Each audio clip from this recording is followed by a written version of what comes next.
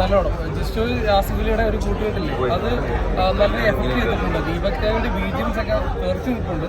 Highlight ആയിട്ട് തോന്നിയത് ആസിഫലി ബിജുവിന്റെ ഒരു കോമ്പിനേഷൻസ് ആണ്. ഒരു ത്രില്ലർ ഫിലിം ഇഷ്ടമുള്ള ജോണറുള്ള ഒരു മസ്റ്റ് ആയിട്ട് കാണാൻ പറ്റിയ ത്രില്ലർ തിയേറ്റർ വാച്ച് മൂവിയാണെന്നുള്ള നോ ഡൗട്ട്. സൂപ്പർ പടം കൊള്ളാം. ഓവറോൾ തിയേറ്ററിൽ എക്സ്പീരിയൻസ് ചെയ്യാൻ പറ്റിയ അല്ലെങ്കിൽ ഇൻട്രസ്റ്റിംഗ് ആയിട്ട് നമുക്ക് കണ്ടിരിക്കാൻ പറ്റുന്ന ഒട്ടും ലാഗില്ല. പടം ക്ലൈമാക്സിൽ നല്ല ട്വിസ്റ്റോടെ തന്നെ നിർത്തിയേക്കുക. എനിക്ക് തോന്നുന്നു ഈ നിയറസ്റ്റ് ടൈം അറിയിക്കുന്ന വെച്ചാൽ ഏറ്റവും നല്ല ത്രില്ലർ ഫിലിമാണ്. കൊള്ളാം. ഭയങ്കര നല്ല സിനിമ. എനിക്ക് സത്യം പറഞ്ഞാൽ ഞാൻ സൺഡേ ഹോളിഡേയിൽ ജിസേറ്റിൻ്റെ കൂടെ അഭിനയിച്ചുകൊണ്ട് ഇത് ജിസേറ്റിനെന്ന് പറയുമ്പോൾ എനിക്കിത് പെട്ടെന്ന് പ്രോസസ് ആവുന്നില്ല.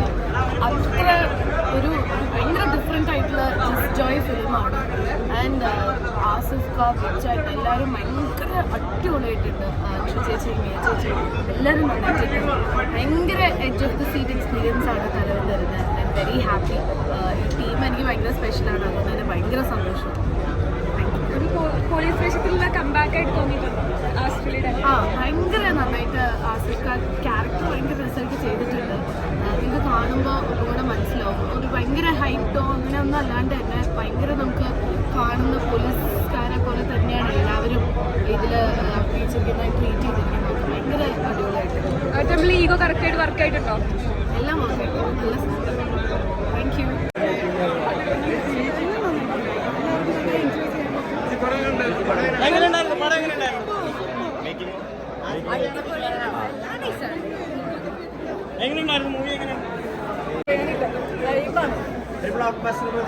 പ്രതീക്ഷിക്കാം. നല്ല ടേസ്റ്റ്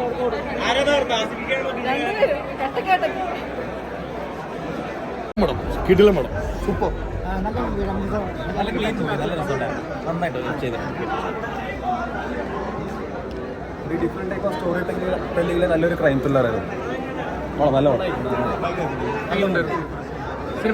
അടിപൊളി പടം. അടിപൊളി പടവും. കാര്യം നല്ലൊരു ഡയറക്ഷൻ. കാരണം നമ്മളെ പ്രേക്ഷകരെ പിടിച്ചിരുന്ന ഒരു കുറ്റാന്വേഷണമുണ്ട്. കുറ്റാന്വേഷണം എന്ന് പറഞ്ഞാൽ ഒരു കൊലപാതക കേസ് ഒരു പോലീസ് ഉദ്യോഗസ്ഥൻ്റെ തലയിൽ തന്നെ വന്നിട്ട് ആ പോലീസുകാരൻ അതിൽ നിന്ന് രക്ഷപ്പെടാൻ വേണ്ടിയുള്ള വഴികൾ നോക്കുന്നത് കഥകൾ ഇങ്ങനെ ഓരോ വ്യത്യസ്തമായിട്ടാണ്. നമുക്ക് പ്രേക്ഷകർക്ക് അത് നമുക്ക് സീറ്റിൽ നിന്ന് എഡിറ്റ് ഒന്ന് കണ്ണ് മാറാതെ നമുക്ക്, കാരണം ഓരോ സീനും മാറിക്കഴിഞ്ഞാൽ പിന്നെ പടം കാണാൻ ഇൻട്രസ്റ്റ് വരും. ഈ മെയിൻ ഈഗോ വർക്കൗട്ട് നല്ലപോലെ വർക്കൗട്ട് ആയിരുന്നു. നല്ല ഡിസ്കോയി നല്ലപോലെ ആലോചിച്ച് സംഭവം ചെയ്തേക്കുന്നത്. എന്തായാലും ഇതിൻ്റെ ബാക്ക്ഗ്രൗണ്ട് പീസുകൾ ദീപക് ദേവൊക്കെ ചെയ്തേക്കുന്നത് നന്നായിട്ടുണ്ട്. നല്ല ആളുകൾക്ക് പിടിച്ചിരുത്തുന്ന ഒരു പടമാണ്. കാരണം അത് നമുക്ക് ലാസ്റ്റ് ഓരോ എനിക്ക് സെക്കൻഡ് പാർട്ട് വരാനുള്ളൊരു സംവിധാനം വരെ ചെയ്ത് അവർ വെച്ചേക്കണമെന്ന് എനിക്ക് തോന്നുന്നത്. കാരണം പോലീസ് കഥയാണല്ലോ. പോലീസ് കഥകൾക്ക് ഇനിയും വരാം. അങ്ങനെ ബിജു മേനോനും ആസിഫ് അലി എന്ന് പറഞ്ഞ നടന്മാർ നല്ല വർക്കൗട്ടായിട്ടുണ്ട്. അവർ രണ്ടും ശത്രുക്കളെ പോലെയുള്ളൊരു കഥാപാത്രങ്ങളാണ്. പക്ഷെ പിന്നീട് ഇവർ രണ്ടുപേരും കൂടെ ഒത്തുചേർന്നിട്ട് ആ കേസ് അന്വേഷണത്തിന് മുമ്പോട്ട് കൊണ്ടുപോകുന്നത്. അങ്ങനെ കൊണ്ടുപോയത് കൊണ്ടാണ് പ്രതികളെ പിടിക്കാൻ പറ്റുന്നത്. ഇത് ഒരു കഥയിൽ നിന്ന് വേറൊരു കഥയിലോട്ട് അങ്ങനെ പോയി പ്രേക്ഷകരെ പിടിച്ചിരുത്തുന്ന ഒരു സിനിമ തന്നെയാണ്. എല്ലാവരും തിയേറ്ററിൽ നിന്നാണ് നല്ല സ്ക്രീൻ സെറ്റ് ചെയ്യുന്നത്. അതിൽ നല്ലൊരു പടമാണ് ജിസ്റ്റോയിൽ. കാരണം സൺഡേ ഹോളിഡേയൊക്കെ എനിക്ക് വളരെ ഇഷ്ടപ്പെട്ടൊരു പടവും. എത്ര പ്രാവശ്യം കണ്ടാലും മടുക്കാതാണ്. പിന്നെ ആസിഫ് അലി എന്ന് പറഞ്ഞാൽ നടന്നാൽ നമുക്കറിയാം. ബിജു മേനോൻ ഇവരൊക്കെ ഒരുപാട് പോലീസ് കഥാപാത്രങ്ങൾക്ക് ചെയ്തിട്ടുള്ള ആൾക്കാരാണ്. എന്തായാലും നല്ലൊരു പടം എല്ലാവരും തിയേറ്ററിൽ നിന്നാണ്.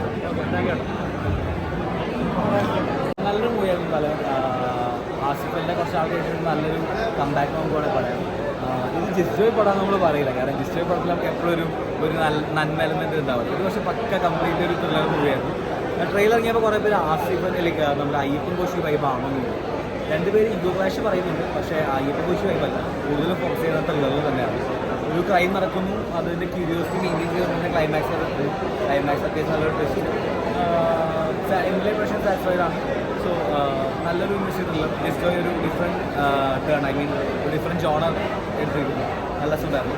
ആസിഫിൻ്റെ കുറച്ച് ആവശ്യം നല്ലൊരു കണ്ടായിരുന്നു. ഈ ആസിഫലിയുടെ പോലീസ് വേഷത്തെ കുറിച്ച് ഒറ്റ വാക്കിൽ ഈ സിനിമയെ കുറിച്ച് പറയാൻ പറഞ്ഞിട്ടുണ്ടായിരിക്കും. ആസിഫിൻ്റെ വേഷം അതെ ഹ്യൂമന് ശേഷം നല്ലൊരു പക്ക പോലീസ് ഇൻവെസ്റ്റിഗേഷൻ സ്റ്റോറി. ആസിഫ് അലിയുടെ ബിജുമേനോൻ്റെയോ?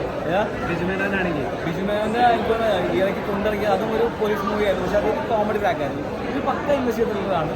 ആൻഡ് ഇവരുടെ റാപ്പ് നല്ല രസമുണ്ടായിരുന്നു. രണ്ട് പേരിൽ ആരാ തലർന്ന് ചോദിച്ചു കഴിഞ്ഞാൽ രണ്ടുപേരും തലർന്ന് തന്നെയാണ്. ഈ മെയിൽ ഈഗോനെ പോർട്രേറ്റ് ചെയ്യുന്ന ഒരു മെത്തേഡ് ഉണ്ടല്ലോ ഇതിനകത്ത്. അത് വർക്കൗട്ടായിരുന്നു. വർക്കൗട്ടായിരുന്നു. സ്റ്റാർട്ടിങ് പോലെ രണ്ടുപേരും അത്യാവശ്യം ഈഗോക്സ് ഉള്ളവരാണ്. അപ്പോൾ അവർ രണ്ടുപേരും കൂടി വരുമ്പോൾ ക്യാരക്ടേഴ്സ് ഉണ്ട്, രണ്ട് ക്യാരക്ടേഴ്സ് ചെയ്യുള്ളതാണ്. അവർ രണ്ടുപേരും വരുമ്പോൾ ആ ഒരു ഉറച്ചിൽ സ്റ്റാർട്ടിങ് നമുക്ക് ഫീൽ ചെയ്യും. അത് പിന്നീട് എങ്ങനെ ഒരു ടൈമിലേക്ക് വരുന്നു, അത് അവരെങ്ങനെ എതിർക്കുന്നുള്ളതാണ്. പക്ഷേ ക്ലൈമാക്സ് ആകുമ്പോൾ നമുക്കെല്ലാം സെറ്റാണ്.